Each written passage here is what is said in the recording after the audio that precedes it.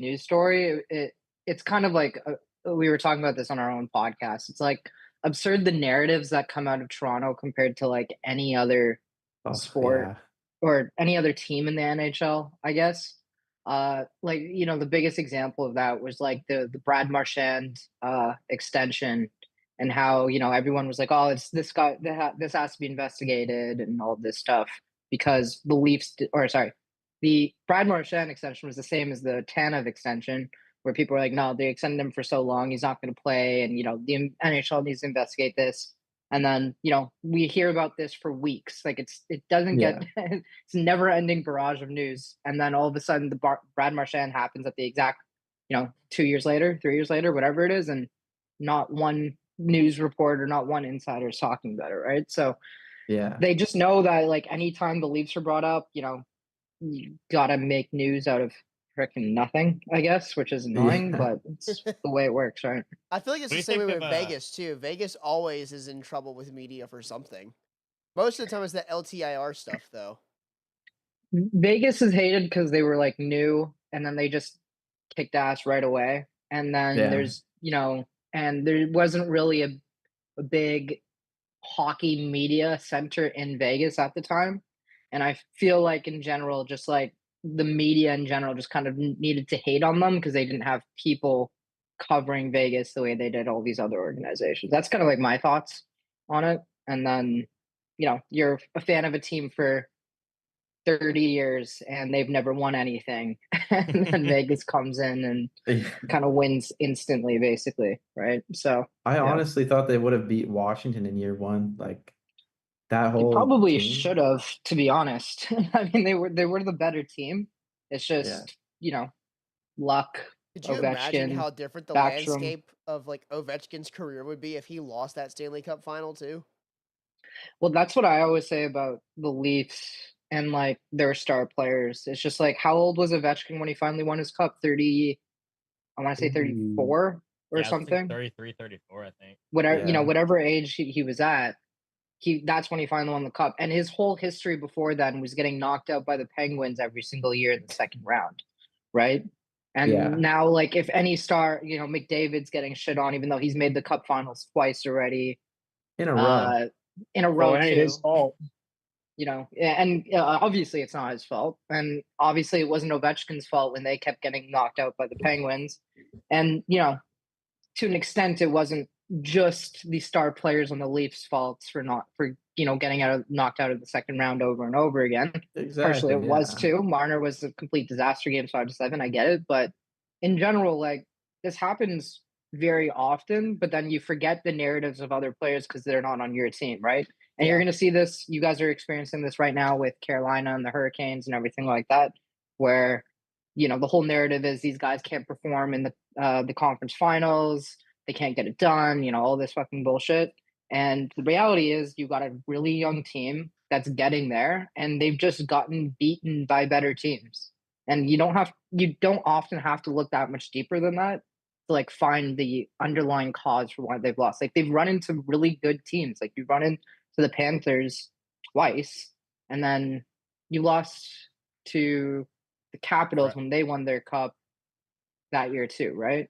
I'm remembering Yeah. this correctly, We right? lost to Yeah. the So Rangers Yeah. a lot too. It's The last the like 3 or Rangers 4 have years, gotten we us lost the too. Rangers twice, Panthers twice. Before that, it was the Bruins, and then it was Tampa and stuff like that. yeah, like at the end of the day, and I posted about this. I think Wes, you were the one that responded to like my story on the Jackson Blake extension Dude, and I everything loved like all that. that stuff. Like, I loved how much you put into that too. Like, that's why I was Yeah, like, this is like a great opportunity to talk to you about this because I was just like, because we're gonna go over the Jackson Blake thing today. Because I mean, you yeah. obviously did a lot of research into that. Honestly, might have done more than us. So, for that reason, it's a great like you can have a really good analysis on it. Because honestly, I love it. I think it's gonna be a really good contract. So. And the thing is, right? Like this is a young team and you guys have only gotten better too. Like you've been eliminated a lot of times by really well built teams or teams with a lot of star power, right? Like even the Rangers, to an extent, they had Panarin, they had Zibanejad killing it, and now Zibanejad's kind of fallen off. Like the Metro is pretty weak now, generally speaking. So Not good. you guys should be, well into it's basically you guys in New Jersey, I think, over the next like 2-3 seasons, basically, in terms of like who should be making it to the conference final and to the cup. If you beat Florida or Tampa, or I doubt the Leafs are making it, but we'll see. But it should be an interesting couple of years for you guys for sure. You The just gotta Atlantic is a believe, man. dogfight, dude. Well, I Sorry. think in the Believe. Canes case, our window is going to be sometime in between when Florida's window is now and when the Montreal Canadiens window opens up in like 4 years. Yeah, the Canadiens are interesting, right? Because their window opens up in 2 years, I would say. They get everyone locked down. They have a shit ton of cap space. Their best players are all locked in, call it under $10 million a year. I doubt they get Hudson under that unless they bridge him, which would be stupid. But Montreal is going to be kind of right there within a few years if their GM continues to make those, effective moves.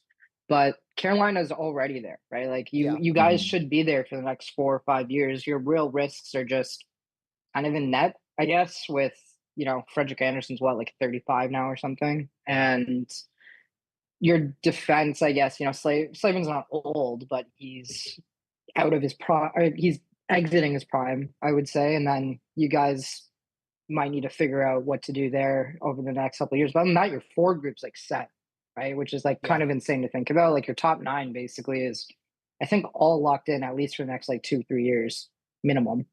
Yeah. Tulsky's a goat on the contract situation. He's gonna be like one of the best GMs. I think he Well, already even when he is. gave If he's not Stankoven. already, yeah. Well, honestly. I mean, and little known fact, Tulsky was the one who orchestrated the Jake Gensel, the first trade from Pittsburgh last year. Don Waddell didn't do that. So he's already got Yeah. 3 like blockbuster trades and now a top free agent signing in what, like a year? He's The thing with returning. the thing with Tulsky, right, is that he's smarter than basically any other GM in the league. Like even if you want to ignore the hockey stuff for a second and you like look at his background, like he graduated from Yeah. Harvard with like a degree in physics and chemistry. He was working in like nanotechnology for like a decade or something like that. And then he decided, okay, you know what?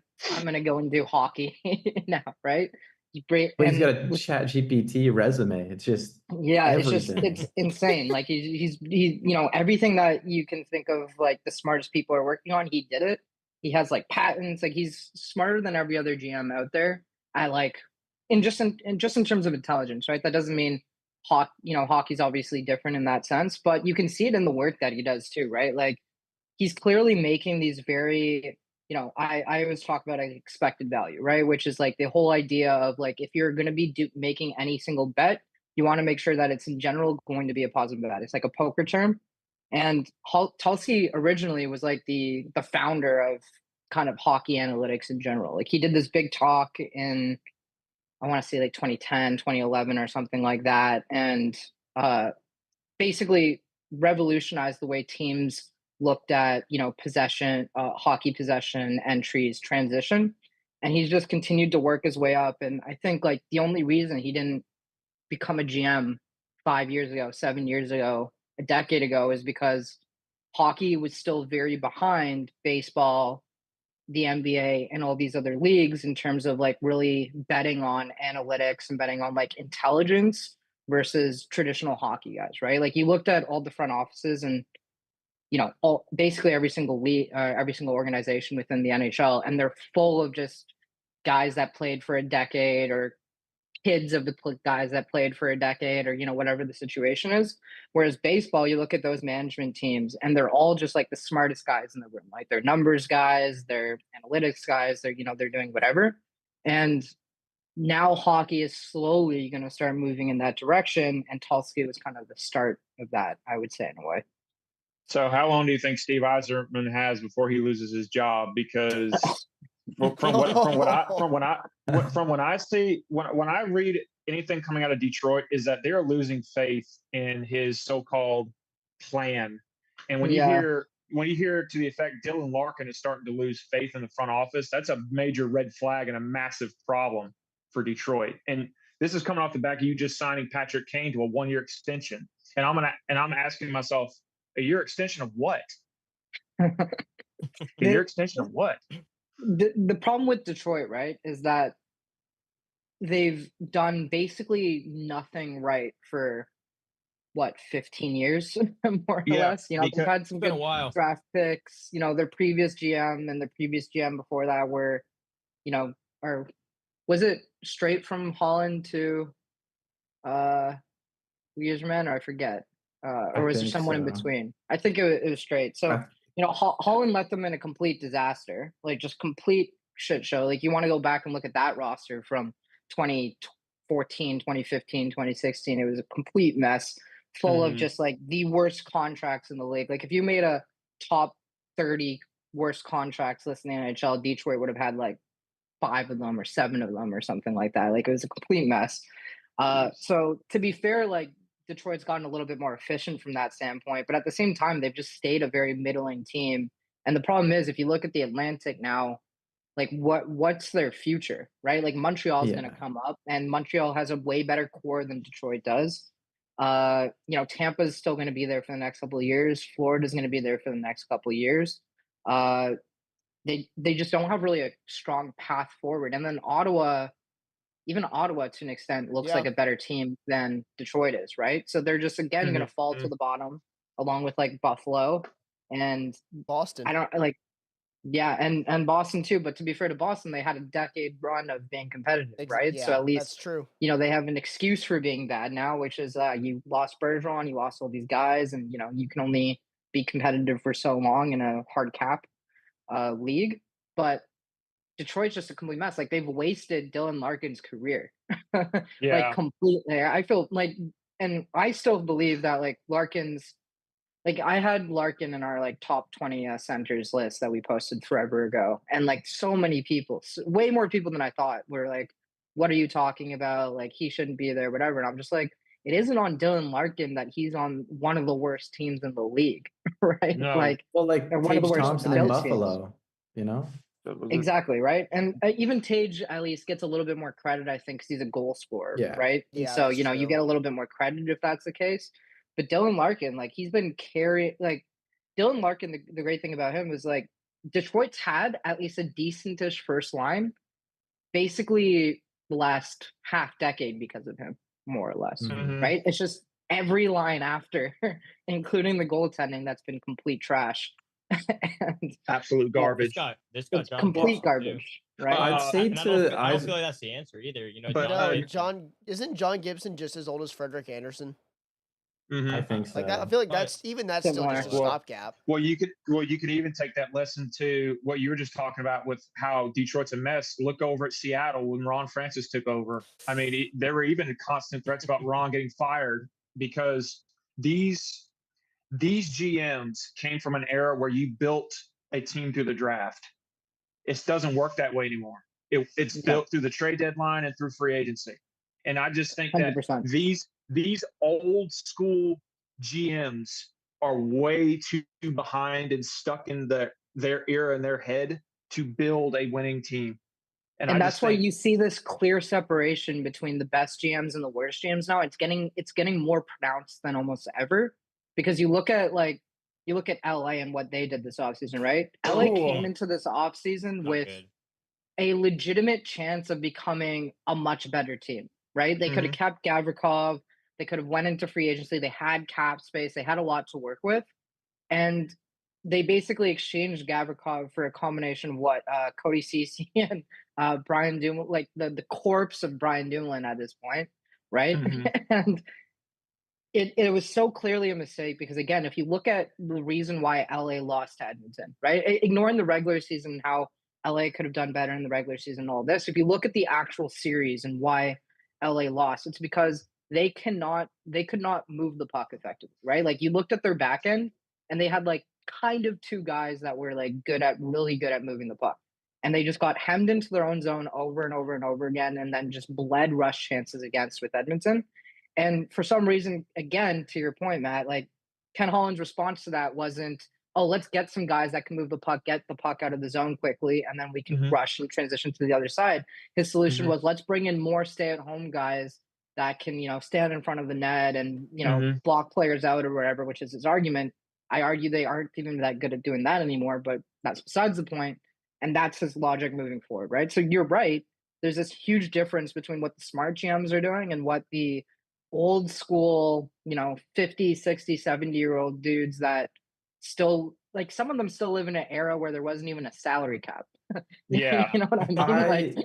Just dump money on a player and just get him here. I don't know. Exactly. I hate to be that guy, but I don't fully agree with that mindset. I want to hear it. Yeah. I would love to hear it. Yeah. Let's argue. Because please, let's hear this. Look at all these people in free agency. Think about what Nashville did, spending all that money to get Marchessault, Stamkos, Brady Shea was the other one. Yeah. You're overpaying so much money for these people in free agency. Granted, Tulsky, I got no complaints. That was a pretty good deal for Ehlers. Look at Orlov. But majority of these players, Orlov even Orlov, like, you're overpaying these players because everybody's going after them, and you need to have the highest bid in order to bring them in, for the most part. Sure. Like, with an asterisk there. And I actually have a question about the Nashville thing after you're done, Sean, for Eric. Okay, shoot. And yeah, I don't fully agree with it. Like, I obviously, I'm going to say, Florida and Vegas. I mean, I think those are the exceptions, but I've got the Stanley Cup list here. But you look at Colorado, for the most part, they drafted that team. Like, McKinnon, Makar, their core pieces were from there. So are you disagreeing with the whole, like, building teams through the draft part? Well, yeah, because Matt said a little bit earlier about that he doesn't think that like, building your team through the draft wins cups anymore. It's like free agency and trading. I think to Matt's point, though, it's not just like you can't build a team through the draft. It's that it's not just drafting anymore. Yeah, it's right. Yeah. Because you have to be so efficient. And we have to actually look at this in, like, two separate eras of recent history, because there's now moving forward, and then there's what happened over the past 5-7 years. If you go back over the past 7 years, the cap rose, like $5-6 million or whatever it is, right? Yeah. And so the league became should have become hyper efficient with contracts, right? Because if the cap isn't rising and you lock yourselves in on these bad deals, it's impossible to get out of them without spending a shit ton of money. You look at, the reason why you guys had Seth Jarvis in the first place was because the Leafs gave up, or you guys took on Patrick Marleau, for a first round pick that ended up being Seth Jarvis, right? So what an amazing deal. And oh my gosh. Incredible deal. Basically broke the Leafs for the next half decade. Because imagine that Leafs team, but with Seth Jarvis in instead. Yeah. Right. Pretty nasty. But you had to be hyper efficient, and there was so many GMs that kept making the same mistakes because they kept living in a previous world where the cap would go up $7-10 million a year, whatever it is. Or a lot of them even still lived in a world where there wasn't a salary cap and you just spend money to acquire players, right? Mm-hmm. But now moving forward, there's a big difference because now the cap's going to be rising by $10 million a year for at least the next, call it 3 years, or $9 million a year for the next 3 years. Now there's a dearth of talent because all of a sudden there's all these teams out there. You look at, there's like hundreds of millions of dollars of cap space in the league right now, right? Like, some of the bottom teams have $20-30 million in cap space. Even somewhat competitive teams have 5, 7, 10 million. We have 11. What's Carolina at, right? 11. Like, you guys are you've got about 11. Yeah, you guys have 11 million. Yeah, 10.6 million cap space right now, and you guys can't even spend that money at the moment, right? Like, you don't have anything to spend the money on. I think you have one more no, that's next year for Nikitin, right? So now, that being said, the extensions we've given out on those RFAs for the next 2 years, I don't necessarily want us to go spend the $11 million, because if you have, unless it's a rental, that's the only way, because now we have 5.1 for Blake and $6 million for Stankoven, so that's $11 million right there. That right now gives us $9 million, assuming that's how much the cap goes up by next year to sign Alexander Nikitin. So you guys have 16 million going into next year, which is insane, right? And you have only the Nikitin and maybe a goalie, I think, right? I go for it too. So.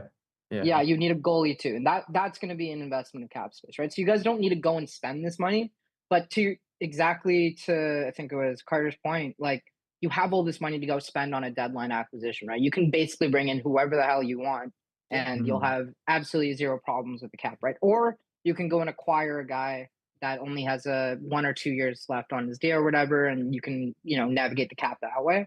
But Yeah. now moving forward, like efficiency isn't as important as bringing in good players on, even if they're slightly overpaid contracts. That's fine, but that's only fine if you do it over the short term, like 2-3 year deals. If you're doing it for 8 year deals again, when the cap slows down, you're going to be in the exact same position you were in during the flat cap era. So that's the differences in the two different eras we're talking about right now. Do we think Yeah. it's a good thing the salary cap's going up by as much as it is? Because I think in the case of this year, it made the free agent market kind of suck. So the cap rising did break free agency, right? Because that just gives every single team the ability to re-sign all of their guys, right? Whereas Yeah. years ago, or over the last half decade, nobody really moved everyone had to move because you couldn't re-sign anyone, and so that created a lot more trades. That created a lot more people going to free agency and forced teams to be a little bit more efficient with their contracts. I thought because of the opening up in cap space that we were going to see a lot of overpays this offseason. And we did to an extent, but probably not as much as I would have guessed. Mostly because most players didn't end up leaving their Yeah. teams, right? I think the Yeah. overpays that But- went out were on guys who got overpaid for what they're worth, but it's not like you were overpaying. Like the only egregious one I think, and this might be slightly, homish because of the last 2 seasons, but Orlov getting 6.5 from San Jose is highway robbery. Orlov's very clearly not worth 6.5. That's obvious.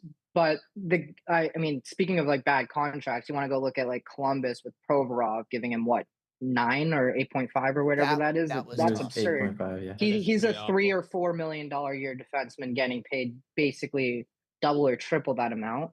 But I get And Orlov because what about the cap floor? Because San Jose, how are so they doing? that's why even when I talked about the Orlov signing with San Jose, I was like, that's fine. They had to hit the Yeah. cap floor. That's true. And there aren't enough trades out there now for cap dumps that teams can just easily make these moves because so many teams have the cap space where they don't need to make these cap dumps, right? It used to be Yeah. that if you wanted to get rid of an Evander Kane level contract or any one of these guys, you'd have to give up like a first, second, third round pick or something like that. Whereas now teams are literally spending assets to acquire an Evander Kane contract or all these different Yeah. things, right? So Mhm. the opening up in cap space means that like players, especially towards the bottom, are just getting overpaid just to hit that floor, essentially, right? Mhm. And San Jose doesn't give a shit. They have 30 million or 20 something million in cap space this year. They'll have like 30 plus next year, and they'll have 40 something after that. Obviously, they'll have some big extensions in there that are going to take up some space, but Orlov at whatever 2 or 3 years doesn't hurt their cap situation at Yeah. all. And the reality is they can't bring in enough cap dumps to accommodate that unless they want to spend a shit ton of cash. So which what is a lot of teams don't. Yeah. what is the league? What is the low bar? Like what's the minimum? What does your roster have to be at this year? 70 million, I think. Okay. Yeah, 70 million. So, right, like, the limit's 95. So you have $25 million difference in cap space. What I do suspect though is, and this might even affect Carolina, is I do wonder at what point the cap rises enough where there's going to be a lot of teams that aren't willing to hit that cap ceiling, right? Which limits their competitiveness. Because if Carolina, let's say in 2 years, is only willing to spend 90 million or 95 million and the cap's at 120 or 115 or whatever it is, will they be able to be as competitive as the teams that are willing to spend that money as a small market team? With Right. Eric So Tulsky do as the wonder general what's going to manager? happen over the next Probably. couple of years. Oh yeah, interesting to see, especially because it is For jumping sure. up at 9 million each year. Yeah. Well, unless And- you're Florida or Vegas and you just don't care and you just spend whatever you want. And that's the thing, like That's- to be fair to Florida, and everyone keeps talking about the tax advantages and all this stuff. And yeah, there is an impact from a tax perspective, but what Florida's done differently than every other team out there, when you actually look at the contracts they dole out, they give these massive bonuses that other teams don't give. Like Florida pays out the most bonuses in the league by far. And that's a huge investment to make as a team, because if you're paying these out up front, right, from a cash flow perspective, that hurts the organization. But Florida, part of the reason why they keep getting their players on these ridiculously low contracts is because they give more bonuses than every other team in the league. So Seattle, as an example, gives out Mhm. no bonuses. They just do not. They like their bonuses are like towards the bottom of the league, Mhm. and that's why Seattle keeps overpaying for players, even though theoretically they should have the same tax advantages that Florida does, right? So at the end of the day, Mhm. if your owners are willing to spend the money, you can get players on cheaper deals, but they have to be willing to spend it, right? And a lot of teams aren't willing to. Yeah. We're gonna Hey, run John into Dundon's getting a we're- lot better with that. he too, is, but we're so, still you we're know. gonna run into a problem with that eventually. No, we definitely Um, will. Tu- Dundon's Dundon- already pushing the limit. Dundon is cheap. Yeah. Like as from what I've read and what I've seen, he when if the cap gets too high, he's not going to want to spend it. Granted, of the markets in the NHL right now, I'm pretty sure the Hurricanes are like in the top. They've been the top 3 fastest growing for at least 5 years now. But that also can be attributed to sustained success finally after a long period of not making playoffs. So The dog game. your Sorry, this poison. is completely off topic, but I just realized this midway through. My thing wasn't recording. Does anybody else have Carter's anything got it. so I've far? got it. I've got it. Carter's got Okay. it. Oh, we are thank God. we Sorry, are I just- 26 minutes in right now. Oh, That would thank be God. I was just so funny. double checking. That would Hey, be it's bad. okay. We haven't even gotten to the big Canes news yet. I do actually want to ask one question. Yeah. So last week we were talking about obviously we need a 2C for at some point down the line. I mean, honestly, realistically, we'd all like it now. But with KK still being here and him being at 25, because if you bottom out now, it'd be around a 1/3 cap hit, right? Or something like that, somewhere around there. Do you see the value of his contract actually getting better as the time goes on? And is that a contract that you actually think we should keep instead? Because a lot of Canes fans don't want to keep him. But to an extent, we kind of argued our way into saying we want to keep him now because it's at 4.8 for the next 5 years. It's the exact same trend we've talked about, right? Which is that contract when it was signed was atrocious, right? Yeah. How long ago was that contract signed? Like 3 years ago or something? About 3-4, I'd say, yeah. Yeah, and at the time, that was even given his, he hasn't grown as much as even I thought he would have. But even then, at the time, that was an atrocious contract to sign. A lot of people are comparing the Blake contract to the Kotkeniemi contract, but I think those are completely unfair comparisons because if you look at what Blake's proven just alone in his 50-something games in the NHL so far, 80. I think he played 80. The only played 80. only games he took off Okay. last year were the 2 load management at the end. Okay, so perfect, right? So his full season, he showed more than Kotkeniemi did in any previous year in his career before that contract. Would you say that though? Now, because he was an integral part of Montreal's Cup final run in 21, I believe. I'd argue he wasn't, to be honest. I think the narrative was that he was an integral part of it. I think he had some good games, but I think if you looked at the overall body of work, I would say at best he was okay. Okay. But again, if you only look at a 20-game run, a lot of players, even the worst players in the league, can suddenly have breakout years, right? But if you looked at all of his regular seasons, he never really showed anything. But now that you have him locked up at 5 million, 4.8, whatever it is, for the next 4 years, that contract when it was signed compared to where it's going to be at in 1 or 2 more years will be actually like a $3 million a year contract, right? Yeah. Which I think is fine for him as a 3 or even maybe a 4C. The problem is that he's getting played out of his depth right now because there are no centers really in the organization other than Stahl. And so he looks really bad, and he does look really bad. But if you dropped him down 2 lines, all of a sudden he'd probably look okay, right? The contract, I don't think there's a reason to buy him out, especially because they're going to have so much cap space anyways. There's really no point. We're going to see a lot less buyouts over the next couple of years. But really, you need to bring in someone that replaces him, whether it's internal and you're switching over Stankoven or Jarvis, or I've heard rumors about those things happening, but something's got to give where he has to get dropped down for it to look good. Would you consider, if you were the GM, would you consider keeping KK around for 2 years, assuming Stahl retires when his contract goes up, and play him at 3C? because I think that he would be a fairly good 3C given his physical size and the way that we like to run our third line. Defensive. Kotkeniemi is minded. a perfectly serviceable third line center, getting played as a low end 2C, basically, right? And Yep. that's the issue at the end of the day. And any player that's kind of played too far up in the lineup is going to show worse than what he's actually capable of, because you're playing him against players that are obviously going to outperform him. And at the same time, like, his skill set isn't offense, right?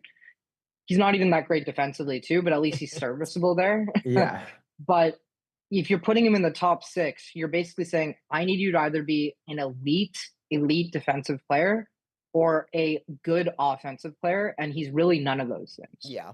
Right? And that's why he looks kind of problematic there. The thing is, like, I do wonder if Carolina is going to look at a trade, because if you look at their like right wing right now, like Blake, Jarvis, Stankoven, like, that's really deep. And I don't think you need those guys there. Whereas if you made a trade with one of those guys for a 2C, I think that'd be entirely reasonable to do at this point, especially because like that's what's stopping them from being competitive. And there's an NHL ready winger in the AHL right now who, I assumed was going to be brought up this offseason somehow. Can I say his name? Go for it. Because I'm the number one glazer of this guy, by the way. I even have his jersey on right now. Mr. Bradley Nadeau. Okay. Love that guy. And the good thing is, right, like Carolina, you guys have drafted really well over the past 3-4 years too. And so that gives you the opportunity now to trade a Nadeau or bring him in the top 9 and trade a Stankoven or trade a Blake or Jarvis or whatever the situation is. But Carolina's drafted extremely well, especially considering you guys have basically not had any high draft picks for over half a decade. Other than Seth Jarvis, we really haven't since Andrei Svechnikov.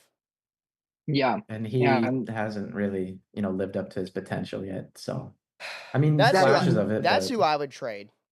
That right there is my main trade candidate right now. Especially after Blake got signed. I do wonder if you get full value for him though, compared to some of the other guys. Like, I feel like his on ice value is probably higher than his trade value at this moment. Whereas like a Blake or a Stankoven or Jarvis probably bring in just as much or more than what their on ice value is at the moment. So that's kind of the differences there. Again, it's like a narrative thing at the end of the day, right? Like, even with Svech, I feel like he'd produce more points and be better offensively if he was in a different system, considering Carolina's more of a defensive first team.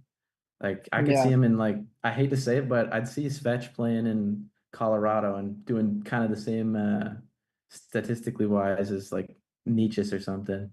You know what I mean? Well, I can see it. He could be the Mikko Rantanen replacement. Exactly. Anyways. Well, I mean, you're actually right, because when Svech entered the league, right, he was already a pretty incredible transition player. And when you lock these guys into playing a dump and chase system, you lose a lot of the offensive value that they're going to create otherwise, especially off the rush. And when you're not generating all these rush chances, which is what literally his entire game is largely built on, or not his entire game, but a huge part of his value comes from, then you get a player that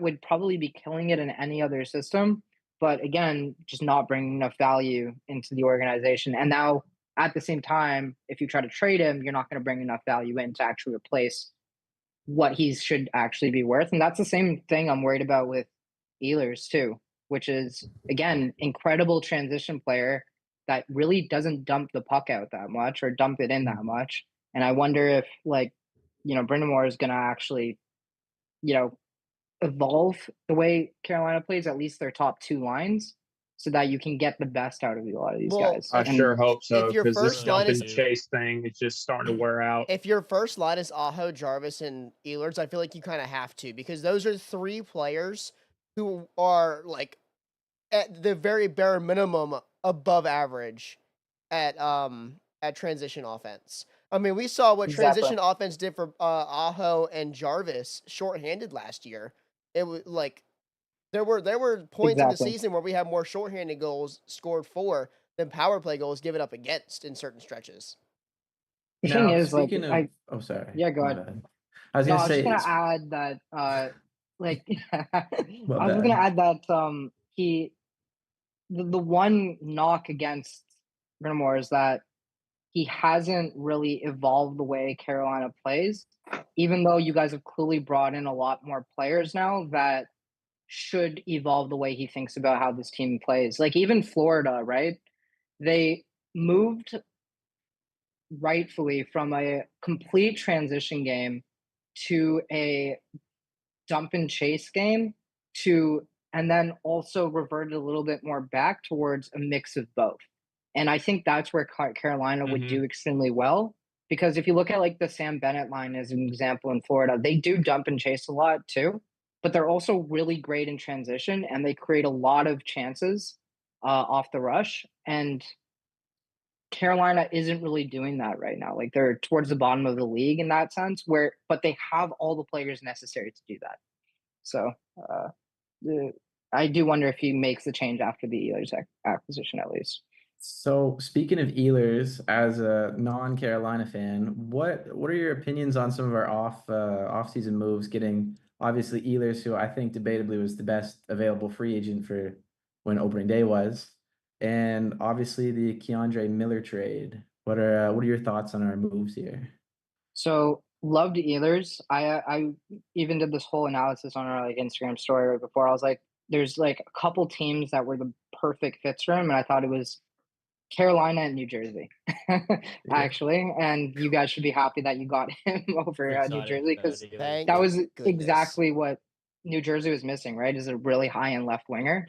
Ehlers perfect fit from a talent standpoint. Again, we talked about like the fit and actually using him to his strengths, like Svechnikov, but amazing fit there. I think Keandre Miller is kind of interesting because if we're talking about players being good in transition, Kendra Miller is actually fairly good from that sense. And I do wonder if that actually signals that, Tulsky, the coaching staff or whatever, actually had a conversation where like, hey, we got to evolve a little bit here to create a better transition, team because you don't bring in Ehlers and don't bring in Keandre Miller if you're planning on to continue to dump and chase. Keandre Miller is not going to be super effective.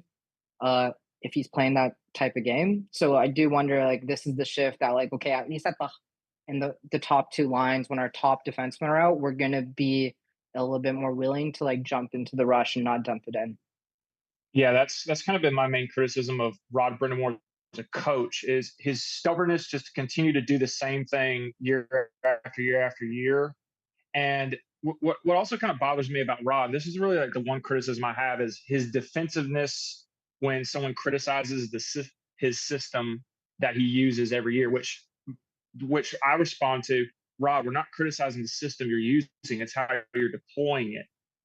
It's how you're deploying these players to use that system, and part of that goes back to Rod's just kind of stubborn that way. And I hope that these two are the players to finally create that sense of, okay, maybe I do need to change the way I deploy these players in this system to finally break over the hump. And maybe if you finally get through the Florida Panthers hump that you've been trying to get past for the last couple of years, you might actually go to the final and more than likely win, depending on who comes out the other side in the Western Conference.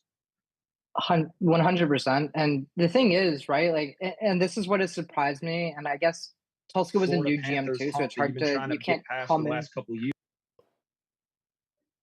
Oh, I don't know what. sorry, I I think there was a delay there. My bad. That was me. My bad. I thought No. to probably ask this too after. Oh, sorry. Yeah. No, go ahead.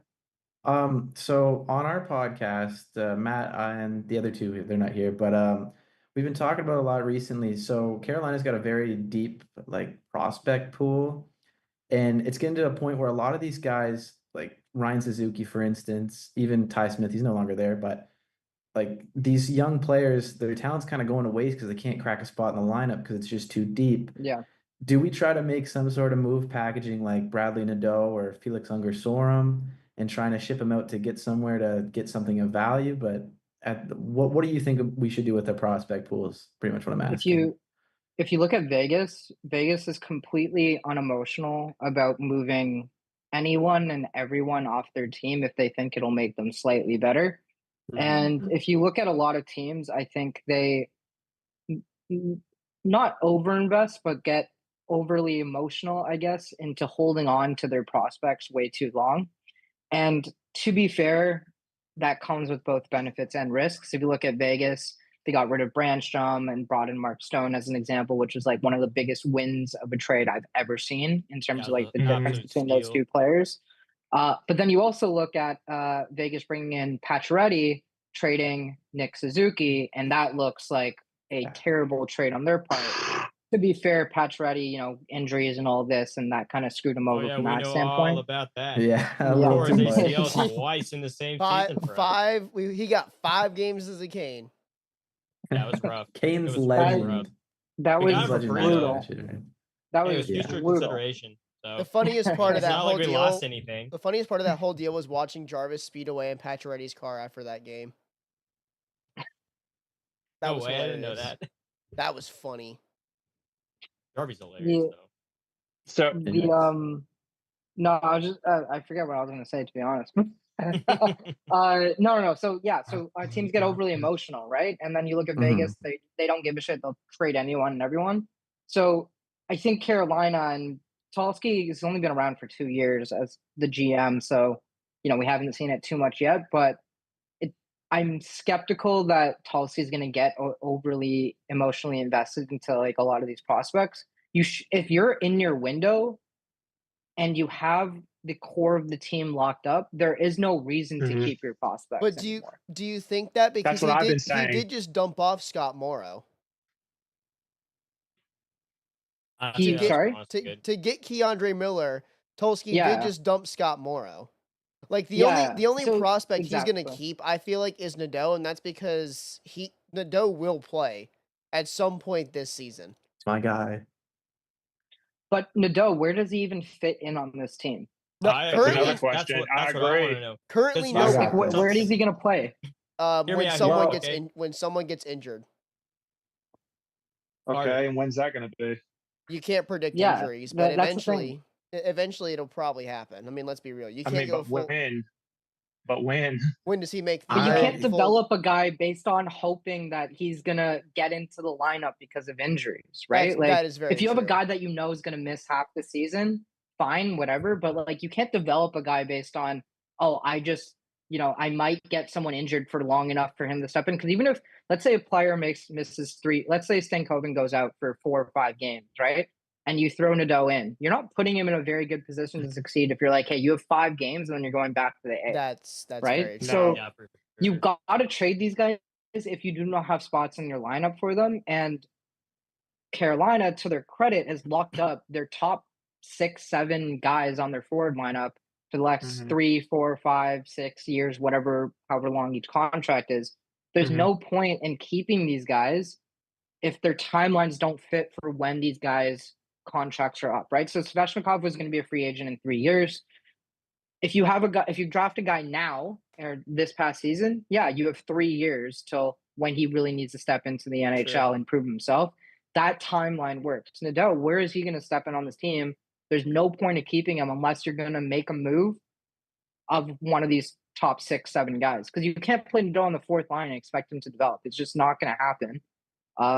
So you have to be unemotional and just start trading these guys off. That's true. Vegas has a terrible prospect pool because anytime they have to do that, because you do want these guys to come in on their ELCs and outperform these contracts at a cheap value. But Carolina already has cap space. They already have their top guys locked up. There's no space for any of these guys anymore. If it's a defenseman, for sure, because they have space in their top 6 for a guy to make an impact, which is why Nikishin keeping him makes sense. But at forward, I don't see why they need to keep almost any of their forward prospects anymore.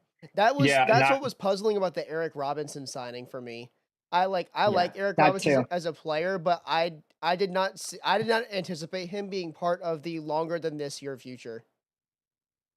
Well, it was weird. Yeah. It's a Well, lot. Yeah, well, even with also, 4 years. Nadeau could al- play center as well, is what I think a lot of people forget That's too. also true. Like he Also- played center in Maine as well as at the World Juniors this year. Well, I guess technically last Do year.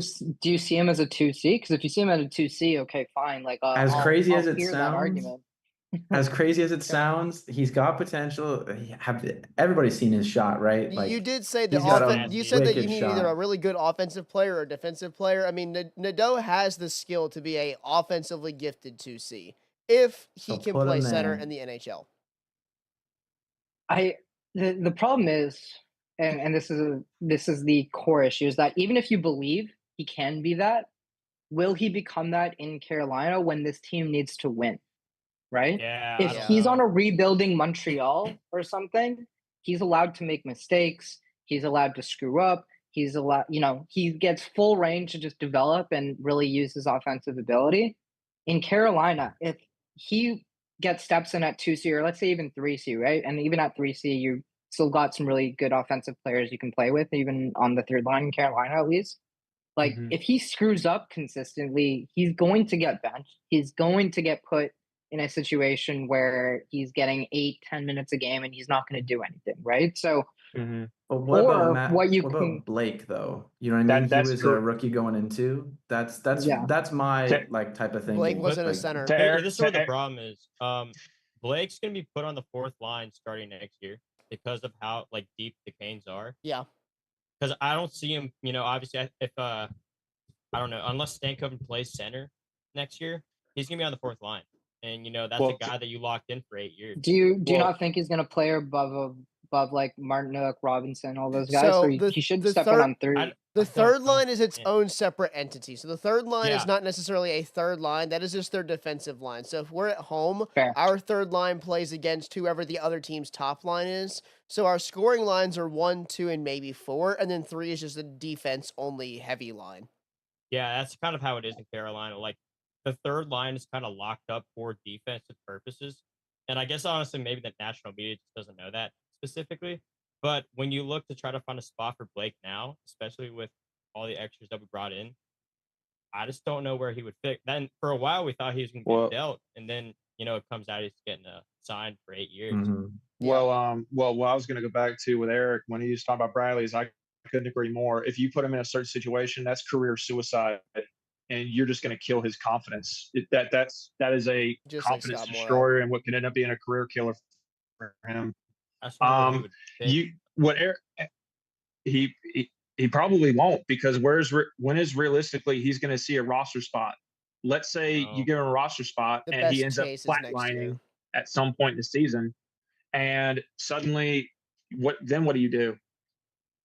And Exactly. it kind of goes Yeah. back. It kind of goes back to what I was going to ask Eric is your roster is now so locked in. When is any of these rookies ever actually going to see a roster spot in the next foreseeable future? Which is why it's not fair to keep them in the AHL. I mean, example, Ryan Suzuki, you've had him since 2018. It's been a while. You had the Been a poor while. kid since 2018. He hasn't seen a roster spot.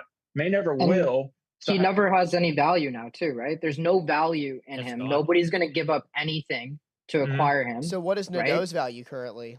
Do you think we could package Nadeau with a first-round pick to get a competent 2C as a rental? And I don't know what 2Cs are available in the league, so that's kind of like a separate question. But using him to bring in a 2C is unquestionably the good move, because even if he hits his potential, you're saying he can become a 2C in 2 years, 3 Mhm. years, 4 Still get years, the whatever 2C. that timeline is, right? There's no Mhm. question that the only value he provides Carolina at this point is to be a trade weapon, or maybe they trade one of the other guys and then he steps into the top 6, right? Maybe they move Jarvis to center and then or Stankoven to center, and then they trade someone else and he's able to step in. But, whatever that situation is, his only value is as a trade piece unless Carolina moves their core, which I think is a little bit more unlikely because those are known quantities that they have, whereas Yes. Nadeau isn't, right? Mhm. So he doesn't provide any value to this Yeah. team unless they make a bunch of trades and move players around, which seems more unlikely than just using him for a 2C, right? And what's your first Yeah. round? what's your first round pick worth? It's like going to be 25, 26, 27. Well, Yeah. right Ideally now, so ideally 31 or 32. yeah, we don't have. Yeah. So right now, we've given up the better of our 2 first-round picks next year. Again, I mean, with it being the Canes pick and the Stars pick, that pick at best is what, 24th? Yeah. Something Being like the that, better yeah. of the 2. The worst of the Mhm. 2 is either a conference finals or cup finals pick. And that player that you draft will come into the NHL in 4 years, right? At best. At best case scenario, that guy comes into the NHL in 4 years. Worst case, that guy never makes the NHL or gets into the league like 6 years from now. Why do you care about a guy 6 years from now? All of your guys are in their primes right now, or at least, most of these guys are in their primes right now or entering their primes. There's no reason to keep Nadeau. There's no reason to keep almost any of their prospects because they're not going to enter the top 6, maybe not even the top 9. And again, like you guys said, you have technically your defensive third line, which you're going to have specific players for anyways, which means your fourth line guys are going to get 10, 11, 12 minutes a night anyways, right? And you can't develop a guy in those circumstances. Blake's a little bit unique too, though. Just one more point on it, because Blake came into the league already very good defensively, which isn't the case for 90% of prospects out there. Yeah, I would say in terms of thinning out the herd in the prospect pool, the ones I would keep, obviously Nikishin, but your most recent draft pick signings, the rest probably just free reign, including Nadeau. If Nadeau shows you something in the preseason and however long you keep him in the regular season until he starts flatlining, if he does, fair enough. But everyone else, I think, pretty much should just be dumped right because now, you just don't know. His trade value, I mean, honestly, my take is if you were going to trade Nadeau, you should have done it already. Nadeau should have been part of a package deal this offseason because he just put up like 30-plus goals in the AHL this past year as a non-NHL player. Like, some of the players that put up 30 goals in the AHL are like guys that are like, that have played NHL minutes. Like, Blake's one of the few young guys who put up that, or not Blake, Nadeau. So why didn't you at that point do it? So they must think at some point there is a way in the system where he gets moved up, I feel. He might, right? Like, but that's all dependent on trades. So I think, to your point, like where his value is actually going to be the highest will come near the trade deadline this year. Yeah. Yeah, right? definitely. That's when you move him, because like we talked about, you don't need to bring in someone long-term necessarily. Ideally you do, but bring in someone with him plus whatever for, if Calgary's looking to trade Nazem Kadri, or, Minnesota just doesn't get anything done with Marco Rossi, or whatever other 2Cs or maybe high-end 3Cs are available, whatever the situation is, that's when his value will be there. And all of these guys, like, there's no, like, how old Suzuki? 25 or something like that? Somewhere around there. You can't even call him a prospect anymore, right? Like, all these guys should just get traded off. No. I mean, you want to keep guys in the AHL to keep your team competitive and give guys around them a chance and everything like that, obviously. But like a lot of these guys, like if they're not going to bring any value into your team in the next 2 or 3 years, trade them off unless you believe they're a superstar in the making. And in which case, yeah, maybe keep them. But again, they don't have space for them anyways. Yeah.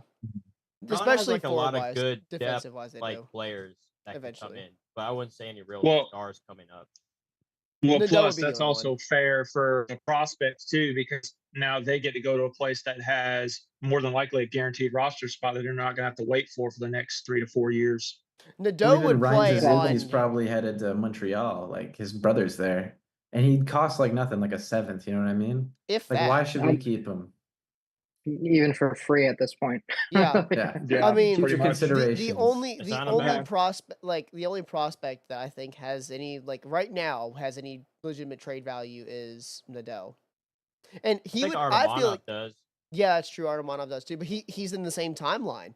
Like, if you're gonna, what's that's the another one too? What's the rationale behind keeping Artemonov if you're gonna trade Nadeau? I know there isn't. You can trade. You can, like, I just don't see, like, where do any of these guys enter this team unless they trade Blake, Stankoven, Svechnikov, Maybe they lose Hall, but they just signed him for 3 years. Like, I don't see where any of these guys fit into this team. It doesn't make any like where unless they move a bunch of guys to center, right? Like maybe Stahl is out and KK's dropped to 3C and then Stankoven's moves to 2C or something like that. But unless that happens, like there's nowhere in this team to go. Yeah. Sorry, I just remembered this. I pulled up the picture of it. Yegor Chinnikov from Columbus Blue Jackets is apparently on Carolina's radar, as well as the Kings, Avs, and Islanders. Where do we think he could fit? Because like we've been talking all day about these wingers, like I don't know if we can. Nowhere. I don't think we can go for it. Nowhere. Where, like he's not even better. But he's not even better than any of their top 9 wingers right now, is he? Like maybe. Yeah, I mean, I don't see it. I mean, maybe. Right? Like if Carolina wants to get bigger, sure, I guess maybe there's an argument to that. But there like, is an argument to be made for that though, because I mean, you kind of have to at this point. I feel like you're going to have to pick up some physical size to beat Florida in the playoffs. He's a right wing, by the way. I didn't know what side, but he's right wing. And that's the thing. Like, I feel like if Carolina's going to trade their prospects, they got to go for a tall center. Yeah. And they also Tage they've already said they want a right shot. Please. I don't know what Buffalo's going to want for him, but like if you're willing to dump the prospect pool and then throw in a pick, getting Tage Thompson, especially at his contract value right now, I feel would be like a perfect fix. Could be so much. Well, what about Mason McTavish from the Ducks? There was all those talks that's about him more as well. interesting. That's actually way more interesting because McTavish is legitimately going to be a decent 2C in the league. I don't think he's ever going to be a number 1, but he'll be a decent 2C. If you're really concerned about size, he'll bring size. He won't get a gigantic contract as well, which again fits Carolina and kind of like their whole, methodology around getting all their guys under like $8 million a year, basically. Cost effectiveness. Not yeah, real. exactly right. Because McTavish is what his career high in points is 50 or something like that. Yeah, and again, he's young. Mm-hmm. Or something. He's only 22. And yeah, we've he's seen young. Anaheim dump Trevor Zegras for pretty much nothing. That was a situational it makes no thing. sense. You know what I mean? Like I wouldn't be surprised if McTavish goes. And it's like both ways because they just got rid of Zegras. So like, why would they also get rid of the only other legitimate center in the organization, right? But like, he's still an RFA right now, though, right? Like, he's still not signed. Yeah, he's not signed. Him and Rossi both aren't, which is it's super interesting that nobody's even tried to offer sheet them or anything like that yet too. We can't. Like the for what we would have to pay to get both of them, we do not have the exact draft compensation required. So you don't have the 2nd or 3rd round picks. If we were going to go for one of them, which I firmly believe we would have, we would have to trade for the RFA rights instead. Yeah. I'm very curious what Tulsa is going to do at 2C because you guys have so many options. You can trade any one of these guys in your top 9 for something. You can trade any one of these prospects. You can trade any one of your picks over the next 2-3 years. I have a hard time believing that they don't bring in someone by the time the trade deadline hits for 2C. Like I'd be very confused as to why they haven't done it, considering the amount of assets that they have that they could doll out without really any concerns. Who of the top 9 do you think gets moved, if any? I mean, we were talking about Svechnikov. I'm not saying Svechnikov. Kotkeniemi. I feel Svechnikov is the guy, right? Like if you're gonna move anyone, I feel like it is Svechnikov, right? He's gonna be a UFA. Like he's got 3 years left or 4 years left, however many. So like, you've got time with him. So he's got term. He's a goal scorer. He'll be super valuable. Obviously, I still think he's gonna get sold for less than what he's worth, but like that's probably the guy you use, and then you just shift one of the other guys over to his spot on left wing. Yeah, I have a question about a prospect that's kind of been on my mind since we drafted him. I just kind of want to get your insight, Eric. Ivan Ryabkin. When I read his scout report, I first thought to myself, why in the heck would anyone touch this kid? Discipline issues, lack of effort was extremely highlighted. And I believe it's not enough physical prowess because he just wasn't big enough. And what are your thoughts on him? So look, I'm not a prospects expert by any means. I mean, I follow along with the top guys and everything like that. Well, what I'll say about Carolina's overall drafting strategy is they have a very common denominator to all of them, which is their belief inside the organization is very clearly that they can solve for all these outside factors. And what they really care about is the underlying like skill levels that these players have. If you look at like the way Carolina drafts and you compare it to any of the like models out there that track offensive production within players, Carolina's always drafting these guys that score very highly in that. And then I guess their organizational belief is that we can fix any of these other underlying issues. So I don't know too much about that specific prospect, but in general, if you look at Carolina, right, you look at every single draft and every single pick that they make, they're always making the most optimized pick in their position from a scoring perspective. And the great thing is like, yeah, there's so much to consider when it comes to prospects, but the ability to score at a high-end level in each individual league is more important than basically any other factors, because at the end of the day, most of these underlying factors enter bias into the equation versus actually getting a full understanding of that prospect's value. And you see it all the time with all these different players with supposed, disciplinary issues with, oh, his skating isn't good, or he looks like an ugly skater, he does, his shot doesn't look great, whatever. And you have that concern, but you don't look at all the underlying things that still make them an effective player, right? Like, okay, this guy looks like an ugly skater, and then you're like, I don't want to draft him, right? Skating can be fixed, but IQ is insanely valuable on the ice, especially in today's game, more than maybe any other time in NHL history.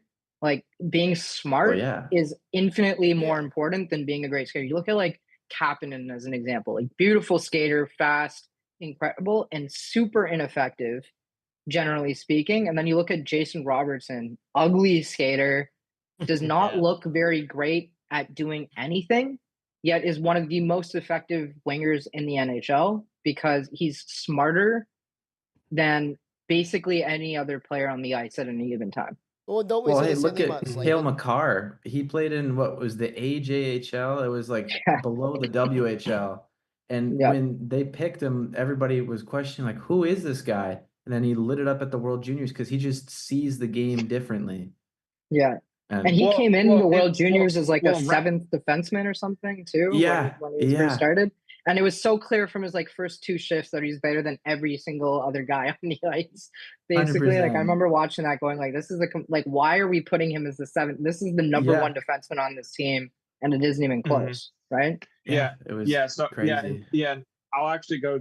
This is where I'm actually going to go to Ryabkin's defense, because I actually didn't know how old that scouting report was versus what just recently came out in development camp, which they spoke very highly about how he improved his game, which was a major sigh of relief, because if something carried over from that first scouting report to development camp, I'd have very high concerns, and he'd be probably number one on my trade bait as far as thinning out the prospect pool. But thank you very much for that insight, by the way. And one other thing I'll add to that, right? Like, a player might have a disciplinary issue or, whatever number of personality issues. And then a lot of time when you look at the underlying story in which that took place, it's a legitimate, like, kind of ridiculous narrative. Like, it's like, oh, this guy wanted more ice time and he was upset. And it's like, yeah, he wanted more ice time because he wants to get drafted into the NHL. He wants, like, you know what I mean? Like, people create these disciplinary, and again, I don't know his context. I'm just saying, you look at so many of the actual stories of players that have like personality issues and all these things, and I'd say there's a 50-50 chance that it's bullshit most of the time. And even if it isn't bullshit and they do have some issues, these are 16, 17-year-old kids. What idiotic stuff were we all doing at 17? Extremely. Not for real. Like, Yeah, exactly. I don't want to be judged for when I was 16. Exactly. hope Like not. Not a it's so chance. funny. We're like, oh, this guy, you know, he didn't want to do this or he had this disciplinary issue. I'm like, he's a 17-year-old kid that's like a sick hockey player that has like the world at his feet. He's about to sign millions of dollars a year of contract and all, or you know, potentially get offered that. I'm like, yeah, he's not going to be an ideal human being at this point in time. And I wasn't either. Yet I come out of university at 22 and I'm a functional human being in society. I can get a job. When I was 19, 18 in university, we were getting drunk every single weekend and doing basically good, nothing with yeah. our lives, more or less, right? So it's like, Yeah. yeah, we can judge. Like, obviously, there's a different expectation for athletes that are going to get drafted into organizations and potentially get paid millions of dollars. But at the end of the day, like, we can't have this insanely high standard for these guys. These are 18-year-old kids. I like. It's kind of unbelievable, and it's funny.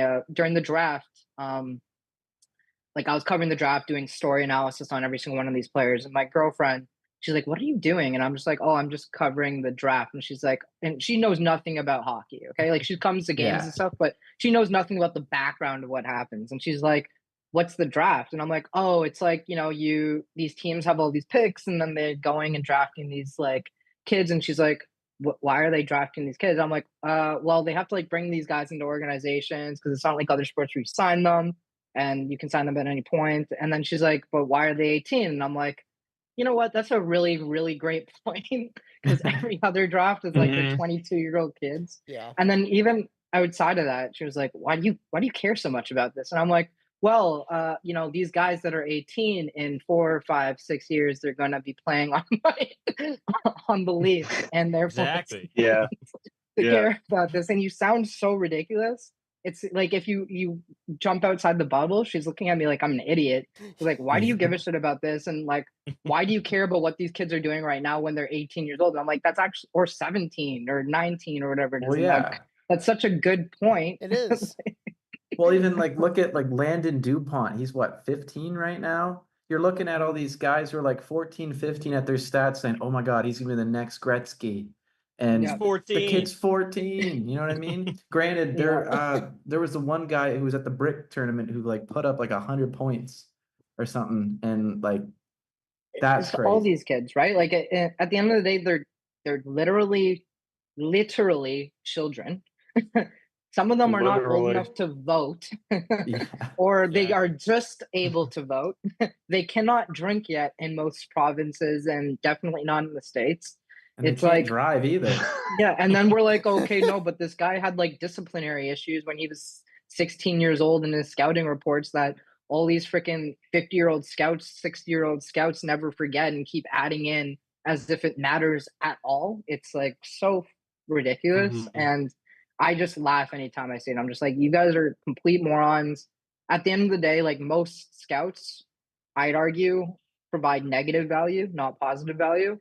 If you look generally at like any analytics model, you can see that the analytics models do better than scouts in almost every single NHL organization, despite them not having any context into the player, right? So all the NHL scouts do more than anything is provide biases into their scouting reports. And again, because they're 16, 17-year-old kids that don't know any better, that are doing, have weaknesses in their games, have personality issues because they're hormonal and going through puberty. Like, yeah, exactly. Little rant there, but I mean, Carolina also goes for players that have that kind of problem, even like older players. Like, I mean, with Tony DeAngelo, when he had all of his issues, and we still took him and we kind of turned him around twice.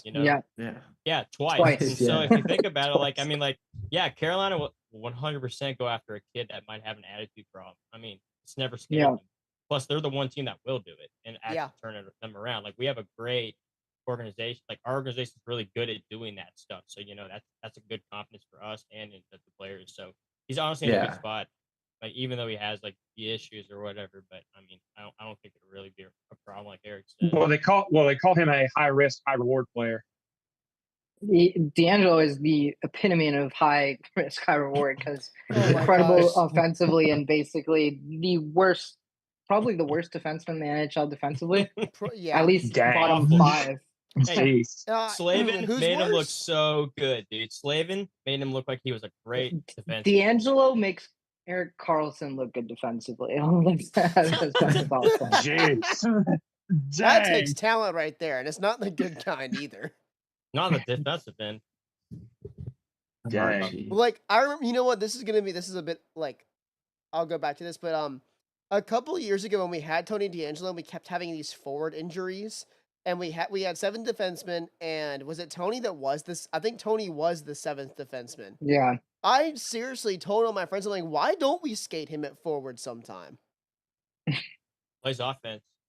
He doesn't play Straight defense up. anyways, so why not? Throw him on the wing. Just, Throw him on just the have wing. him join in the rush consistently because that's what all he Exactly. wants to do anyways, right? That's real. all he Yeah. wants to do, We even though he should've. plays defense. Missed opportunity.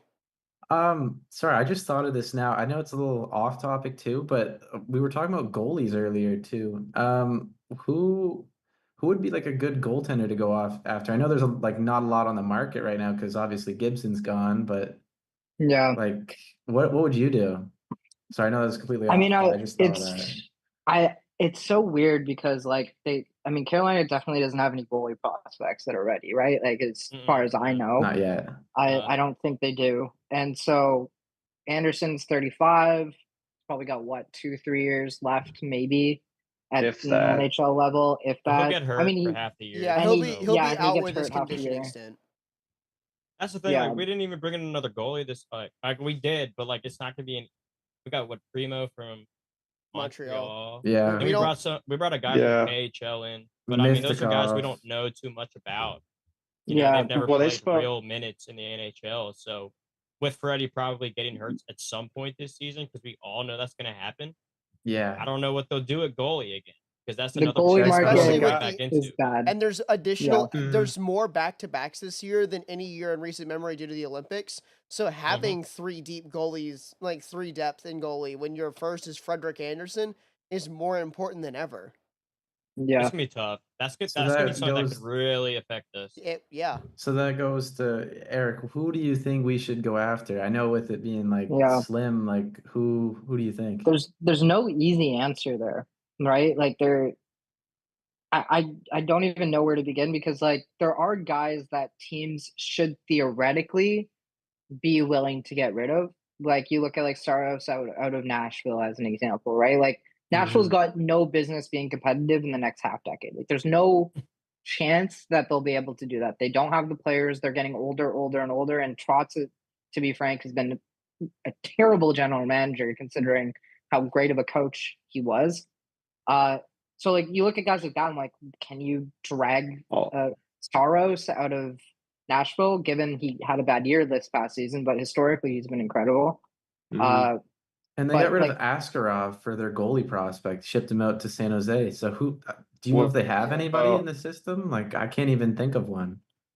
Nashville? No, I don't know. But at the end of the day, they should be trying to be bad anyways, and Yeah. having a good goalie is kind of antithetical to that. So I Maybe wonder they if, all like, wanted to leave. those, Maybe they all It's wanted to so wild. leave like all of Danny Trotz's free agency signings last year I that mean, nearly left this year. it makes no sense. Like I've never seen a team try to get older like Nashville. Like they try to get old.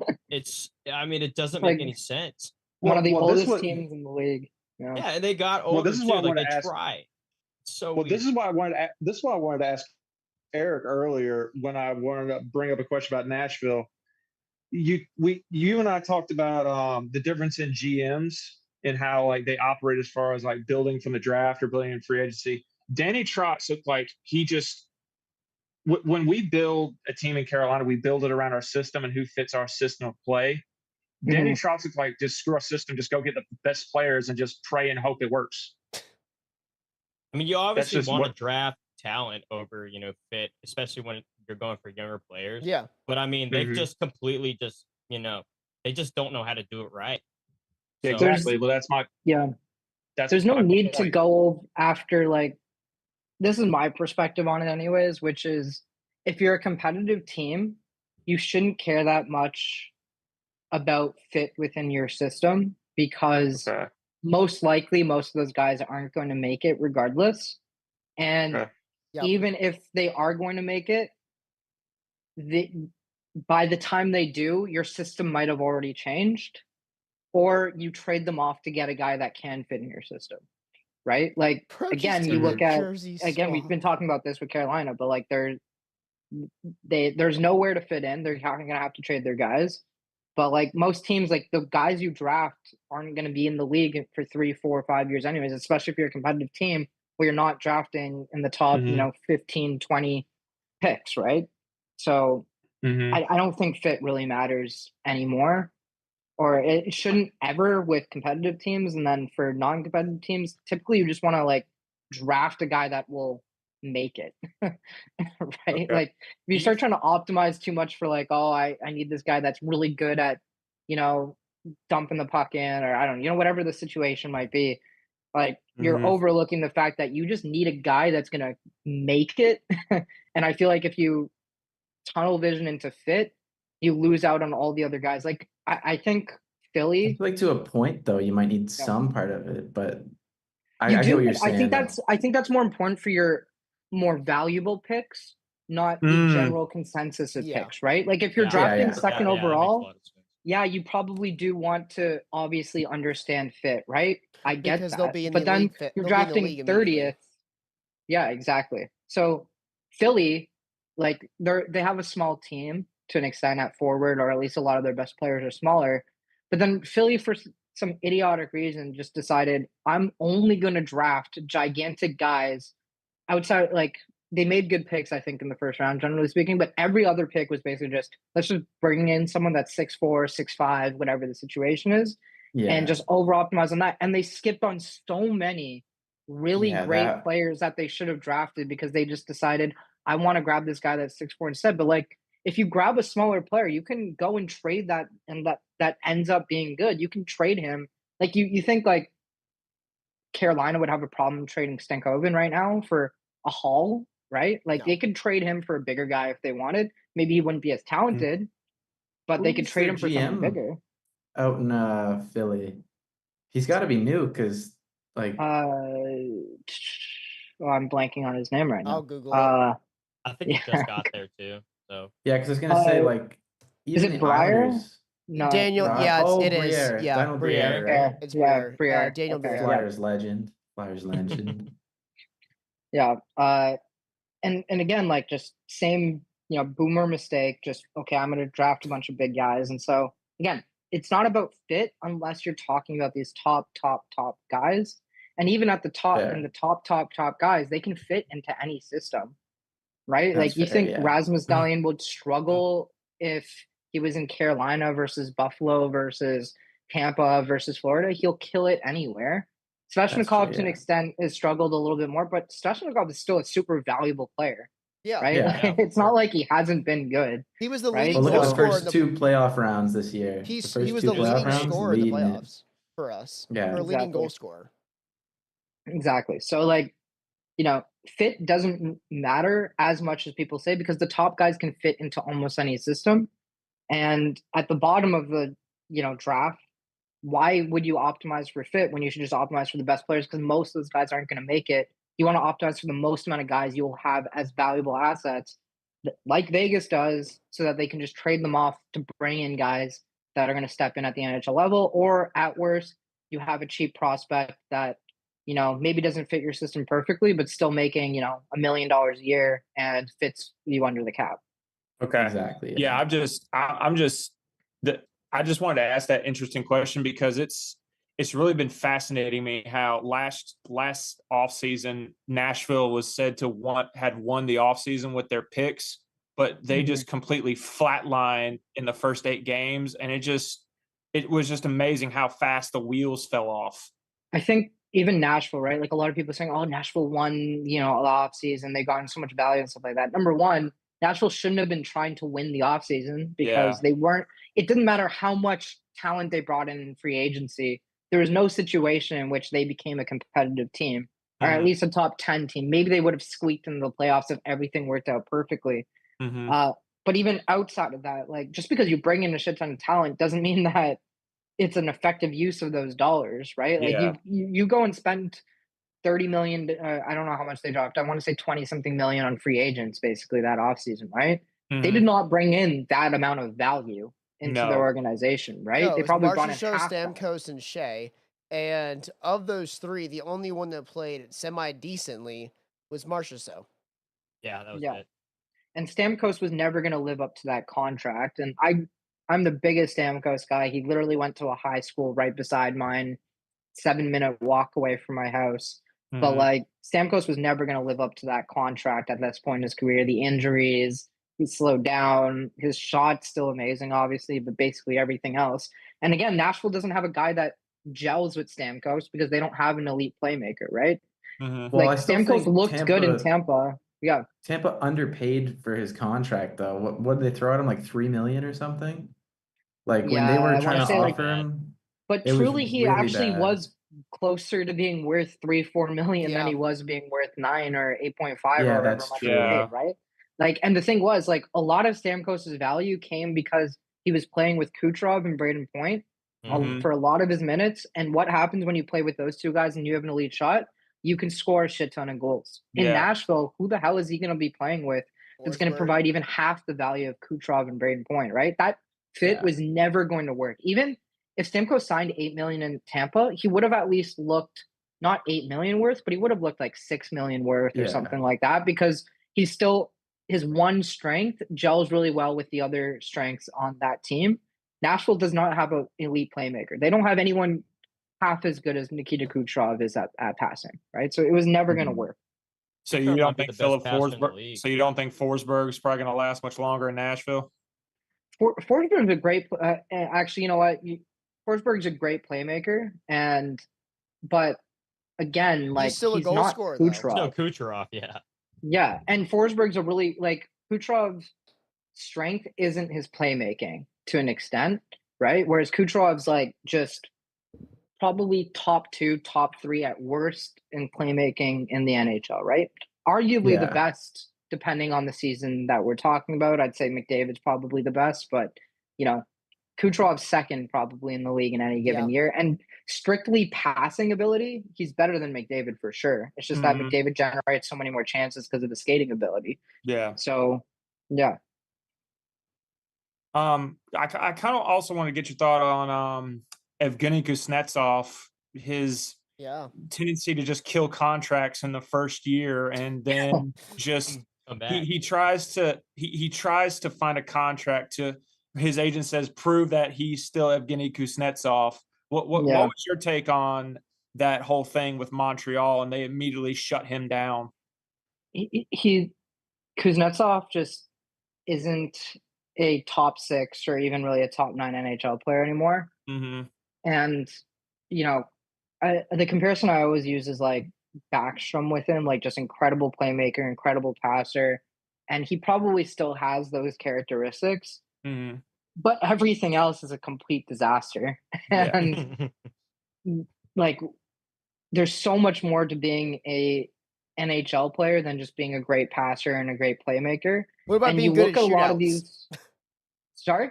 He is good at shootouts, and the Canes are historically awful at scoring in shootouts. If you want to optimize for the 5 shootouts you go to a year or whatever, there you go. I would say, yeah. But if that's his best value, then yeah, he's not going to be coming back to anything. Exactly. Like the thing is, like a lot of these players, if you look at Sprong as an example, or you look at a lot of these more one-dimensional players, they don't bring enough value in that one dimension to really earn NHL contracts to an extent. Like if Sprong is an NHL player and he's good enough to be in a top 9, arguably a top 6 scoring role in probably some teams, but he doesn't bring anything else to the table really. And so NHL teams do not want to give him a contract to do that, and he doesn't bring enough of all these other values to be a good 3rd or 4th line player to an extent on a lot of teams, right? And so Kuznetsov is the same thing where like if you just looked at his offensive ability from a playmaking standpoint, yeah, he brings a ton of value, but he's so bad in transition to an extent. He's so bad defensively, like just, you know, probably one of the worst in the NHL. And he doesn't really win puck battles anymore, right? And if you can't win those 50-50 battles as a forward, like you don't provide enough value in the NHL today unless you have insane abilities elsewhere. And I also think that comes from I think it also comes from his off ice baggage with the drug thing that happened. Yeah. And also just going back to his lack of credibility, and he's basically killed his credibility with just terminating his contracts at the very start of the season. And Yeah. even like The attitude issues is a whole separate thing too, right? Like if you're not bringing, that professional presence to an NHL team, doesn't matter how good your abilities are to an extent. Like a lot of these guys just don't want to deal with you, right? Like you don't want that in your locker room, which was one of the reasons I was so confused with what like Vancouver did this offseason, right? Yeah, They're like yeah. notably reported everywhere that they had all these locker room issues. And then they went and brought in Evander Kane. And, everyone can make different arguments over Evander Kane and what he brings to any organization, his personality issues and everything. But like, I can't imagine he's going to help that locker room, right? So that was a little confusing even on that side. Yeah, What it's about, just what question? I always thought that was part of Kuzi's problem, is that he just created that big black mark in his resume that no one wants to touch him anymore. Yeah. And actually, it's funny that you brought up the Canucks. That whole beef between JT and Pedersen. Who do you think was the big scapegoat in that whole supposed feud? And who do you Will have think? to be Miller because It'd they have to dealt be, him, right? Yeah. Yeah, it's gotta Yeah. be Miller.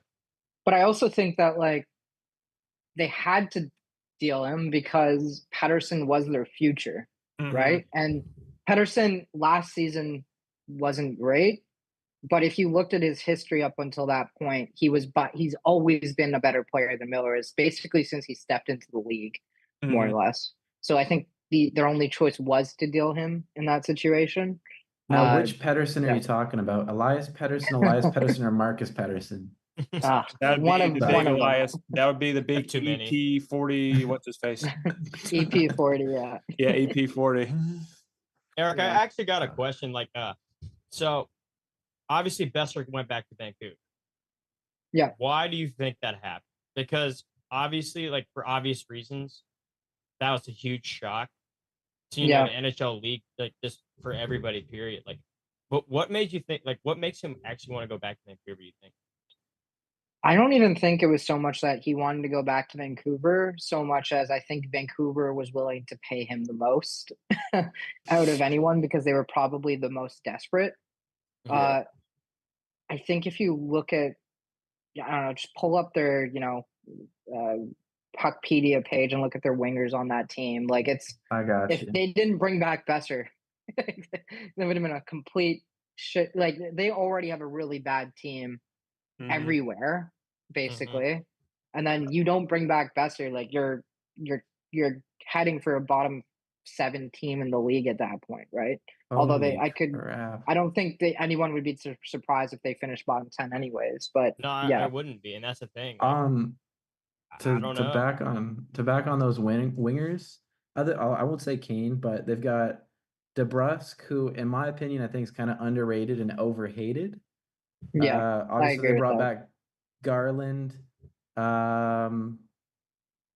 Yeah. Other than that, I mean, there's a take for Nils Höglander, but like he's still a bit young, and I don't know. But other than that, like I don't even know who some of these guys here are on the bottom. Like looks like an AHL team out there. That's crazy. Tough in Vancouver, man. There was a thing that happened. I forget when, but it was when Kevin Weeks put a skyline of a city.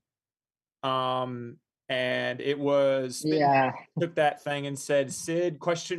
Exclamation point, big eyeball emoji. And I thought, no way is this happening. No way is this actually happening. And I just went, I always say to the TV, Sid, I respect the fact that you are so loyal to the Penguins, but your career is not worth tanking for Kyle Dubas's mishaps to just keep burying the Pens more and more. So what do you think it would take for Sid to move? Man, I don't even know. Like I'm so surprised.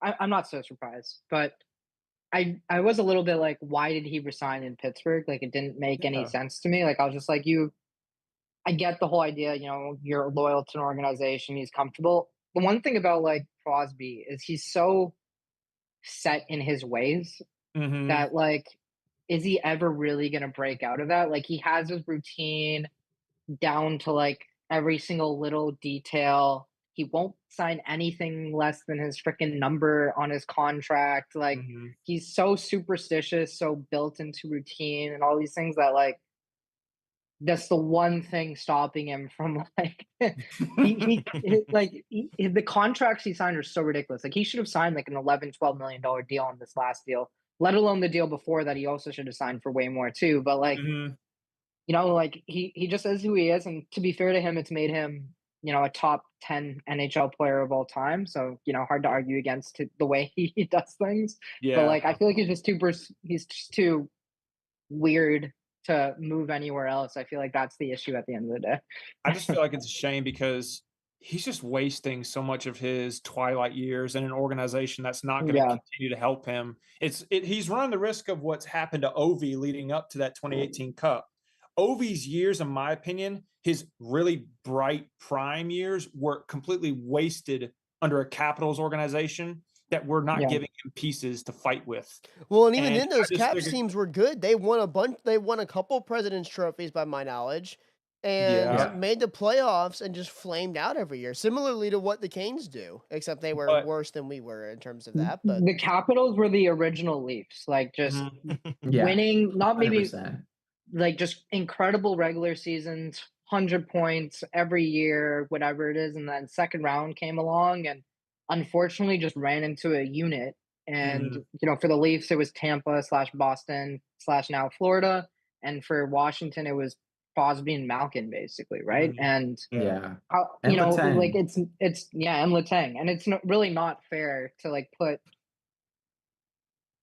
it on Ovechkin, put it on even the organization for running into arguably two generational talents on the other side, right? Like Malkin, if Crosby was never in the league, probably would have went down as like probably a top 20, 25 NHL player of all time if he really like just got the opportunity to shine. It's just that unfortunately he was beside a guy that probably I would have him like top 4, top 5 all the time, in my opinion, right? So unfortunate for him, and that's what happened with the Capitals. So I just think it's a shame because Ovi's talent is worth more than just one Stanley Cup. I know he's not going to complain that he's won it, but when I watch Ovi play, even at his age, he should at least be matched with Sid on 3 Stanley Cups with some of the seasons that I've seen him play and I've watched back on tape. He's like one of those guys. Like, luckily he at least got one. If you look at like Pavelski and Joe Thornton and all these guys, like, man, they played thousands of NHL games, not thousands, like over 1,000 NHL games, and we're on competitive teams basically their entire careers, right? Like San Jose, incredible. Boston, incredible. Pavelski goes to Dallas, also incredible, and you just never got over that final hump. And the thing is, like, it's just hard to win a cup. Like 1 out of 32 teams every year is going to win a cup, and or out of 32 teams, sorry, is going to win a cup. And a lot of the time, those teams are just so well built that it doesn't matter how talented you are, how good of a team you put together. Like, you just can't overcome that next level, right? And it, like, again, Ovechkin, incredible player, but he's not Crosby, right? Incredible player, and the best goal scorer of all time, and just Crosby's better. And there was maybe like a couple seasons where maybe you could have argued Ovechkin was better, and you can have that debate. But over the course of their almost 20 years in the league, you can't argue that Crosby hasn't been far and away the better player, because not only does he bring as much value offensively as Ovechkin does, but he brings an incredible defensive game as well, right? Whereas Ovechkin, I just think it's seriously a shame. Like, just saying Sid is better, but he has to deal with an organization that's got a GM that just cannot seem to right the ship to get him back in the hunt for another cup, which is fair because Sid's starting to wind down. But the Metro is weak. The Metro division itself is not good right now. No. If they're like, it honestly puts them in an interesting situation, I feel like, because it's not like Pittsburgh's not going to be good. We know this. They've done enough now to where they're not going to be contending for a playoff spot. But it is unfortunate because, I mean, other than the Canes and maybe the Devils, if they can stay healthy, and maybe the Caps, what other Metro team is like good right now? I'd say There the isn't. Jackets, man. Maybe the Jackets, but like the maybe. Jackets aren't. If Werenski doesn't have the season he had last season, which is like I think that's going to be hard to repeat, right? Like he's Mhm. historically been a 50, 60 point defenseman, and then he just jumped to 82. Like unless Werenski has like this insane top 3 defenseman seasons again, like is Columbus really going to be competitive? Like I don't see how that's possible. Mm-hmm. Yeah, I don't see that. Fair. either. Do you think because I kind of wanted to ask a question about somebody who's always being compared to Sid, Bedard. How long do you think that fiasco is going to go in Chicago before he finally calls it quits and say, I want to transfer, get me out of here? I mean, I think he's got a good 3-4 years left before. I mean, look at like McDavid, man. Like, how Yeah. long was Edmonton a disaster with McDavid there? What, probably 6 years of being a complete disaster. So I think they've got some time from that standpoint. Okay. Matt just wants Bedard to Luckily, get they're traded. just gonna. He just wants them out. Well, no, it's just, I mean, I just hate seeing great players get stuck in just a crappy organization that just cannot seem to right itself. And they're just Well, stuck. look at the Sharks, Calabrini and Smith. They're happy losing all those games. Well, I mean, the Sharks are. And Misa's on there now, starting to too. Well, the Sharks are getting better. I mean, they're getting more and more top line forwards, Yeah. and they're now just starting to build their defense again.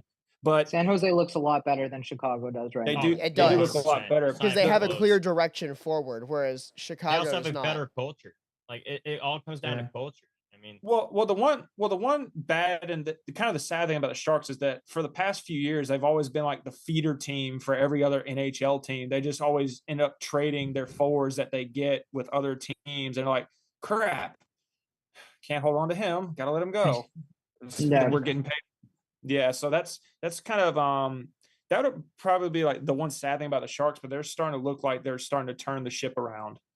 They've drafted really well. They're making the right moves. Like Celebrini's had probably, I don't know, in the last decade, the second or third best rookie season out of a first overall pick that I've seen. Like he just everything you'd want to see out of a first overall pick, he basically showed. Like I'm on the incredible Celebrini offensively. over Bedard train. Sorry? I'm on the Celebrini over Bedard train. Celebrini is better than Bedard. There's no question that he's better. I think no, I've been Bedard. saying that. Yeah, I've been saying I that think too. there's Bedard I over think Bedard. Bedard has a higher ceiling though. I do think Bedard could be like this insane, just Matthews level goal scorer to an extent, whereas I don't see that for Celebrini. But Celebrini is unquestionably a better player right now. Like I don't think there's any way you could argue the point that he isn't. To be fair though, Bedard has been put in a way worse situation than That's what I was gonna Celebrini say. has. Yeah. Right? Yeah. Like he has nobody beside him. Celebrini has Smith. He's got all these other guys on the team that Toffoli are too, at yeah. least effectively play at Toffoli. He's got Wenberg that actually takes a lot of the tough assignments that Bedard's actually getting saddled with in Chicago. Yeah. Whereas Yeah. and Bedard, at the end of the day, he has the similar issue that Ovechkin has, which is Ovechkin needs a great playmaker to play beside him. Ovechkin with Backstrom, incredible. Ovechkin without Backstrom or Kuznetsov or whoever that elite playmaker was at the time, way less effective. And Bedard, especially when this kid's 19 or however old he is, especially when they're that age, like they need someone to bring that.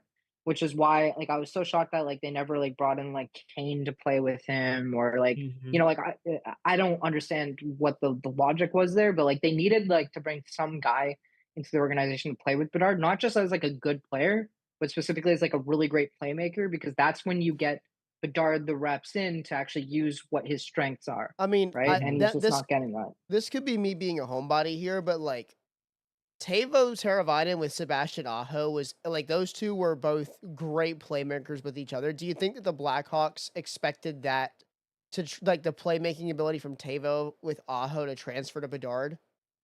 The thing is, like, Teuvo wasn't really that great of a playmaker. Tebo was just Mhm. really good at facilitating Yeah. Aho to be a really great playmaker, Mhm. right? Like Tebo, like where were his strengths? His strengths were in his creativity.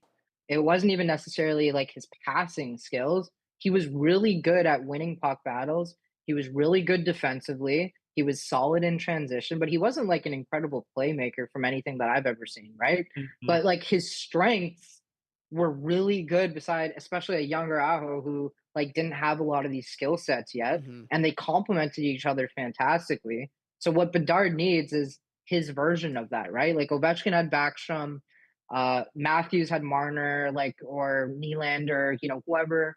These guys need like someone to complement their skill sets, and Tabo, like I don't think complements Bedard the way a Kane would, the way Yeah. any one of these more elite playmakers in the league would.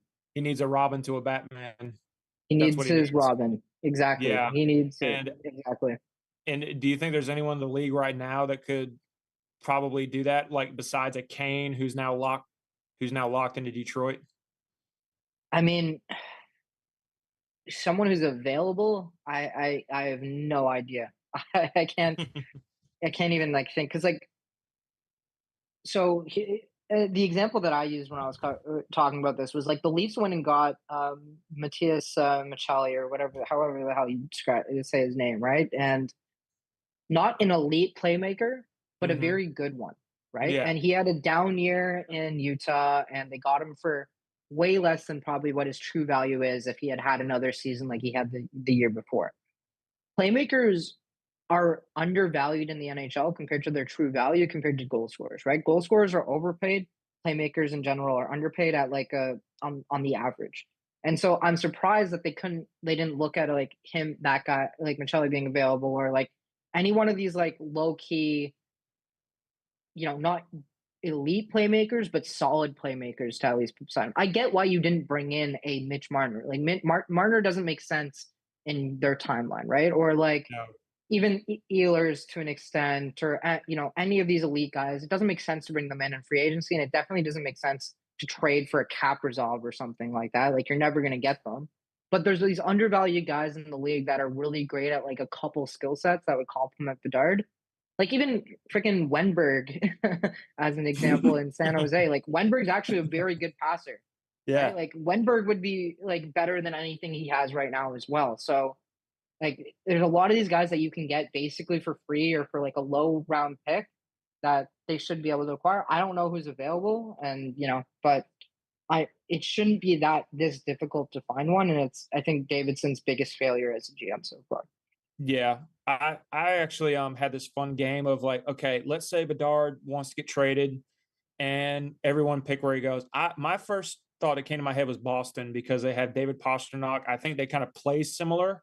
And I Yeah. think Bedard would learn very well how to be a really elite centerman under David. And then that's their future top line center that David can help develop while David can still do his But see, Pastrnak. Pasternak's too big even of a elite. goals.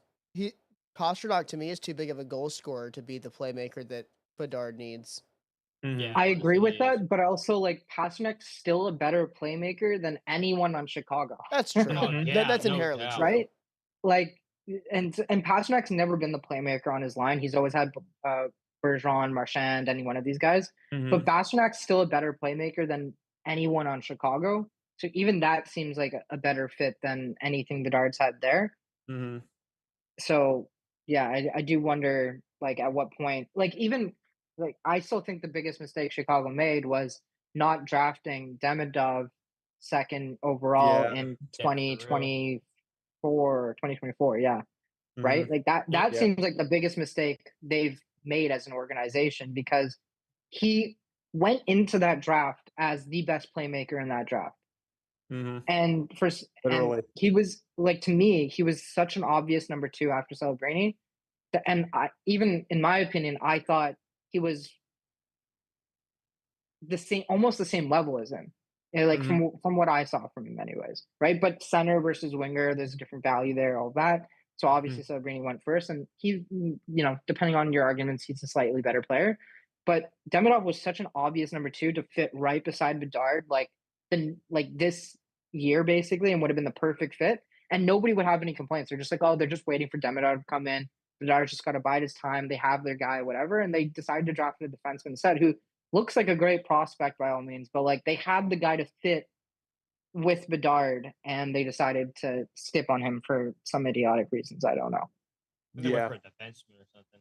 Well, part of the reason I picked Boston was because Boston got ransacked this past trade deadline, and I think Don Sweeney, with all the flack he's getting in the media, needs to get something to get interest back in Boston. Not that there won't be interest because it's a original 6 team, but get a player that will get people looking at Boston again and get people to really, really want to come here and play along David Pastrnak and what could be Connor Bedard.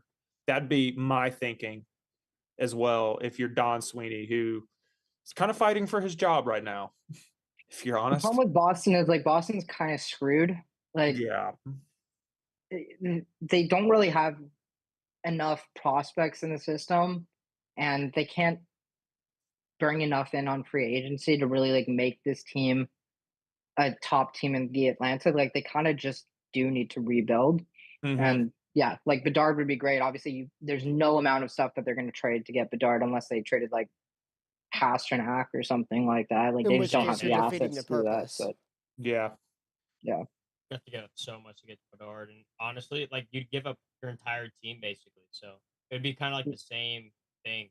Funny enough, I saw on their original on Boston, because they Boston won in 2011, correct? Yeah. So Boston's of who is left on the team that won the Stanley Cup in 2011, they have enough players from that original team to fill up a line, defense and forward. Really. I looked up, someone brought up a graphic of, it was just the jerseys, the way they were laid out in their lineups, and they were all transparent versus who was still there. That's crazy. They have enough people from the original team to have a forward line and a defensive line. That's it. Remember who they are? Yeah, for real, that's more than I thought they would have, because it's been 14 years now. Well, I think the last time I looked at it, Brad Marchand was on there with Lindstrom, or somebody, and Orlov.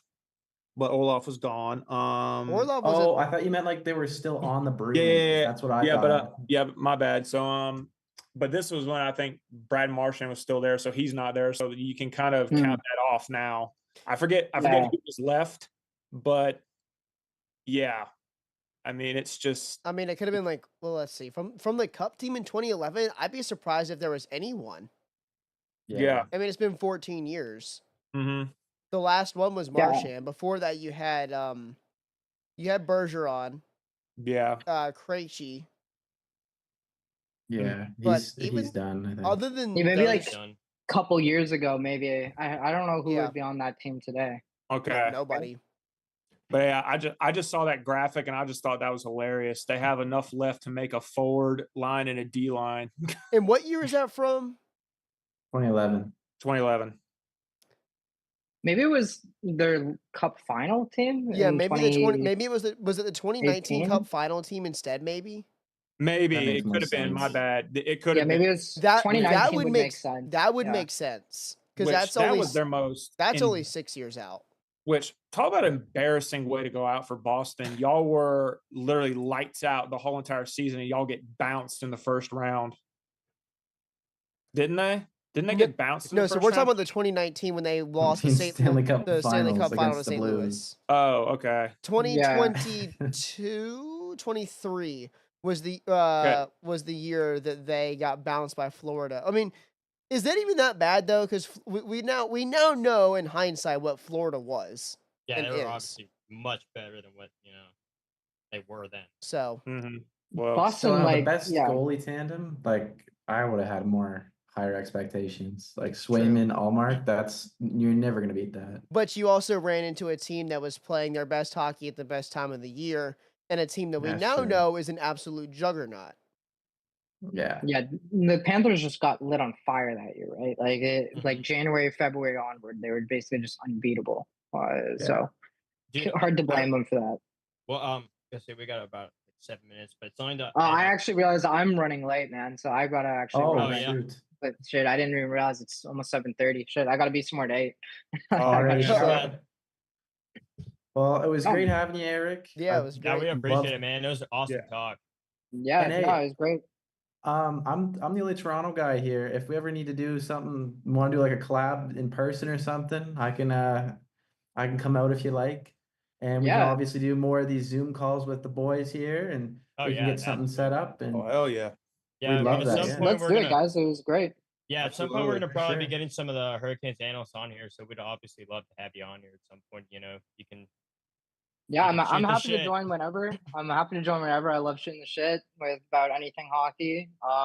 And yeah, I'll toss you guys an invite. Join our podcast in the next Yeah. like couple weeks too. Absolutely. We're kind of on a hiatus during the off season, but we're gonna jump back into it starting like September basically. So Alright. I'll shoot you guys a message when that happens. And I don't know if we can have all 5 of you plus 4 of us. That might be a little bit of a mess. Yeah. Well, Oh, yeah, no, if- dude, it's a split lot it because up. you're like, I you're like, mean, who's but- gonna talk next? And I'm you're about to like, say oh, we could split it. We definitely could split it because I have me and one other guy that I run a separate Canes thing from the Storm Report stuff. Yeah. Okay. So like, what we kind of build is like we're like actually building like a United States thing. So starting here with North Carolina for NC Sports Report. So Mhm. it's one of those things like we're just trying to build it up, and we're just meeting a lot of different collaborators in the sports world. So it's cool to have the Cool. opportunity to do this. So Yeah, and look, send me any clips or whatever you guys want. And I'm happy to post on like Talkin Hockey. We got, I don't know, 45,000 followers or something like that. that'd be 5, great. 6, Yeah. 7,000 Sure, man, followers yeah. on stories. So yeah, send everything over and happy to promote it or post it or whatever you Sure, guys need. man. Thanks. We Yeah. appreciate it a lot. We That's appreciate awesome, that. No man. problem. Yeah, Awesome. boys. All right, take care, guys. It was Right. great talking to you. Yeah. Take Take care, care, man. care. Yeah, It's man. good It was meeting you, awesome. Eric. Bye, guys. Yeah. See you. Having that level of insider. Carter, I was That gonna was say, pretty are awesome, you? man. Yeah. Good time. All right. Is anybody else still recording? No. Probably Carter's gonna brush. He's probably still Were you I've recording, Carter, or was it just live stream? So it live streams, but it also so what it'll do is it'll live stream and then it's still rolling, by the way. But it Okay. will save to YouTube as a video, and then if you guys want, I can give you the link to a website where you can download videos from YouTube onto your computer. Oh, I was gonna say, can you send me that after as well, so I can like get some parts for the chaos stuff? Yeah, of course. Yeah. Yeah, Yeah, thanks. and what I'm man, gonna do thank is you. I'm gonna get it, Sean. If you want to edit it, then I can repost it on everything else, and then I can put it on the actual main YouTube too. And then I don't know, like, is there like a way to tag other YouTube channels on YouTube? No, not Okay. really. Don't think so. Got it. Okay, well, we'll figure out something. But either way, Yeah. this is pretty awesome. Glad everybody got to come Yeah, on yeah. and talk. So Yeah. I appreciate everybody being here. Thanks to everybody that was on the live watching too. For Yeah, sure. we Thank had you. let's see, how many views did we get on this? 47. Yeah. Damn, there we go. Hey, dude, So you start somewhere, man. hey, there we go. That's about what we got last time too.